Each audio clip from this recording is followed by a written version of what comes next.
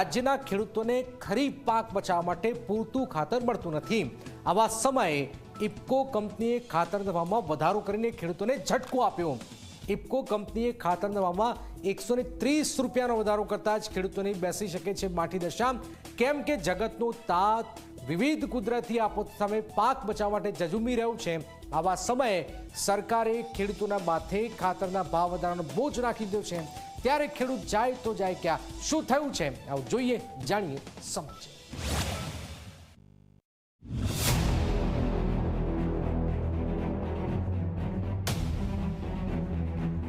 ચોમાસાની સિઝન બચાવવા ખાતર માટે ખેડૂત વહેલી સવારથી લાઇનમાં ઊભો રહી જાય છે। આખો દિવસ ઊભો રહ્યા બાદ ખેડૂતને માત્ર 1 કે 2 થેલી ખાતર મળી રહ્યું છે।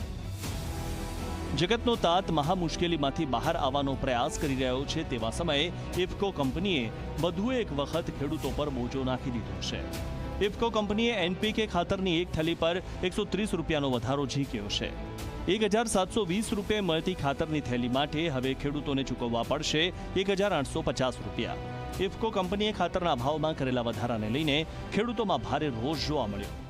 જ્યારે સરકારશ્રીએ ટેકાના ભાવ વધાર્યા અને જે ટેકાના ભાવ જાહેર કર્યા ત્યારે ખાતરના ભાવ જે આ હતા એ લક્ષમાં રાખી અને આ ભાવ પ્રમાણે ટેકાના ભાવ આપ્યા હતા, તો ખેડૂતોને જો ખાતરના ભાવ વધતા હોય અને એ વધના હિસાબે જો ટેકાના ભાવ સરકારશ્રીએ વધારવા પડે, નહીંતર ખાતરના ભાવ જે છે એ સ્થિતિમાં રાખવા પડે। આમ ખેડૂતોને કોઈ હિસાબે પોસાય એવું છે નહીં। આ તરફ કોંગ્રેસે પણ ખાતરના વધેલા ભાવને લઈને સરકારને આડે હાથ લીધી। પાલ અંબલિયાએ આરોપ લગાવ્યો કે સહકાર મંત્રાલય ખાતરના ભાવ થકી ખેડૂતો પાસેથી વધુ રૂપિયા વસૂલીને કંપનીઓને ફાયદો કરાવી રહી છે। ખાતરના ભાવ વધારાને લઈને ગુજરાત કોંગ્રેસ પ્રદેશ પ્રમુખ અમિત ચાવડાએ સરકાર પર આકરા પ્રહાર કર્યા। અમિત ચાવડાએ આરોપ લગાવ્યો કે ખેડૂતોની આવક બમણી કરવાની વાત કરતી સરકાર ખેડૂતોને પાયમાલ કરી રહી છે। પણ આજે જે ખેડૂતો માટે કહેતા હતા કે એની આવક બમણી કરીશું, ગુજરાતનો ખેડૂત તો મારુતિ ગાડી લઈને ફરશે, એના બદલે આજે ખેડૂત આર્થિક રીતે પાયમાલ થયો છે, દેવાદાર થયો છે। ખેતીમાં જે ઇનપુટ્સ છે, ખાતર હોય, બિયારણ હોય, પાણી હોય, વીજળી હોય, બધું જ મોંઘું થયું છે અને એની સામે ઉત્પાદનના પૂરતા બજાર ભાવ નથી મળતા। ખેડૂતો આર્થિક રીતે દેવાદાર બન્યા છે અને પડતા પર પાટું એ રીતે મોંઘવારી એક તરફ ઘર ચલાવવું મુશ્કેલ છે અને ખાતરના ભાવ વધારી અને આ સરકાર બધી જ રીતે ચારે તરફથી ખેડૂતોને, સામાન્ય પ્રજાને પીસી રહી છે। ત્યાં સરકાર ખેડૂત વિરોધી છે।